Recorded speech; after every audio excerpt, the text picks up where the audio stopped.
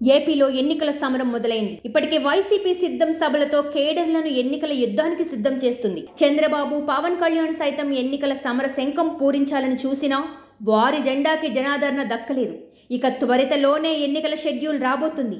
ఈ తరుణంలో పలు సర్వేలు వెలుగులోకి వస్తున్నాయి. ఇప్పటికే వచ్చిన పలు సర్వేలు వైఎస్ఆర్సీపీ ప్రభంజనం ఖాయమని వెల్లడించాయి.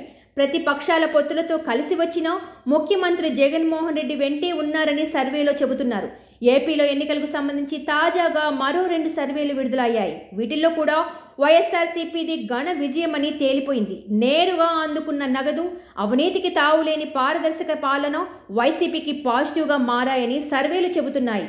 ఇక తాజాగా జీ న్యూస్ మ్యాట్రైజ్ పోల్ సర్వే ప్రకారం వైసీపీ 19 లోక్సభ స్థానాలు దక్కించుకుంటుండగా టీడీపీ కేవలం 6 స్థానాలకే పరిమితం కానుంది. అలాగే జానాదార్ ఇండియా సర్వే ప్రకారం వైసీపీ 125 అసెంబ్లీ స్థానాలతో మరోసారి అధికారంలోకి రాబోతుంది. టీడీపీ జనసేన కూటమి 50 స్థానాలకే పరిమితం కానుంది. అలాగే ఈ సర్వే ప్రకారం వైసీపీ 17 లోక్సభ స్థానాలు గెలవనుండగా టీడీపీ కూటమి 8 స్థానాలతో సరిపెట్టుకోనుంది.